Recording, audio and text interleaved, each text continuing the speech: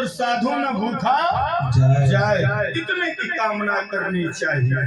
लेकिन आज की दुनिया में ओहो भैया, आज की दुनिया में लोग कई चाहत रखें कि साईं इतना दीजिए कि 7 पुस्तले खाएं, मैं तो भूखा ना रहूं चाहे देश भाड़ में जाए।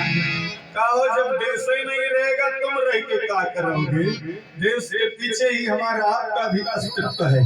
हाँ, तो जीवन में उतना ही धन इकट्ठा करो जितने में अपना काम चल जाए, जितने में आपके अंदर अभिमान उत्पन्न ना होने पाए, क्योंकि घमंड करने से धन नष्ट हो जाता है, आदमी की कीर्ति समाप्त हो जाती है। अब बामन भगवान ने कहा देखो मेरा काम 3 पग में चल जाएगा, इसलिए मुझे इससे ज्यादा नहीं चाहिए। देख लो ब्रह्मचारी जी, सोच विचार लो कि बाद में पश्चाताप ना करो कि हमने मांगा नहीं। अरे जितना मन हो उतना ले लो, हम नटेंगे नहीं। बामन भगवान बोले मेरा काम 3 पग में चल जाएगा, मैं इससे ज्यादा नहीं लूंगा। राजा बलि बोले ठीक है ब्रह्मचारी जी, अरे आपकी जितनी इच्छा हो उतना ही ले लो।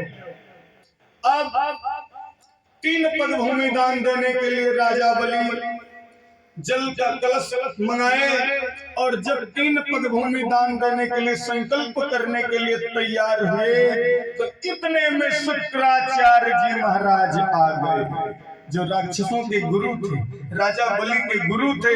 शुक्राचार्य जी आए। शुक्राचार्य जी बोले अरे बलि तू ये क्या कर रहा है रे? अरे ये बामन रूप में स्वयं नारायण है, नारायण तू इन्हें पहचान नहीं रहा है। अरे 3 पग में ये संपूर्ण त्रिलोकी को नाप लेंगे, और जब तू अपना सब कुछ नारायण को ही दे डालेगा तो तेरा जीवन का निर्वाह कैसे होगा? राजा बलि ने कहा गुरुदेव वो तो सब ठीक है, परंतु मैं दादा प्रहलाद जी का पौत्र हूँ, और एक बार यदि कह दिया तो कह दिया। मैंने उन बामन ब्रह्मचारी को 3 पग भूमि दान देने के लिए कह दिया, तो अब मैं चोरों की तरह, ठगों की तरह उन बामन ब्रह्मचारी से ये नहीं कहूंगा कि अब मैं तुम्हें नहीं दूंगा। कह दिया सो कह दिया। गुरुदेव सूरज करे चंदा करे करे जगत व्यवहार, सूरज करे चंदा करे करे जगत व्यवहार, सूरज करे चंदा करे करे जगत व्यवहार, सूरज करे चंदा करे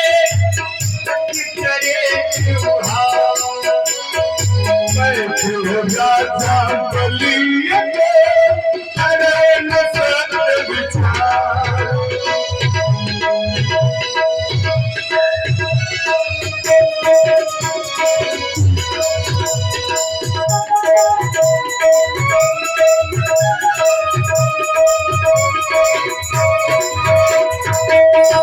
सूर्य करे चंदा करे करे जगत व्यवहार, और पैदल राजा बलि को ट्रेन सत्य विचार। कह दिया सो कह दिया। अब जब शुक्राचार्य जी ने देखा कि मेरा शिष्य मेरी आज्ञा का उल्लंघन कर रहा है, तो शुक्राचार्य जी ने राजा बलि को साफ दे दिया कि जा तो मेरी आज्ञा का उल्लंघन कर रहा है, इसलिए तू अपनी राज्य लक्ष्मी खो बैठेगा। गुरु के साथ भी राजा बलि विचलित नहीं हुए, और 3 पग भूमि दान देने का संकल्प करने के लिए तैयार। अब भी शुक्राचार्य जी महाराज रानी आदत से बाज नहीं आए।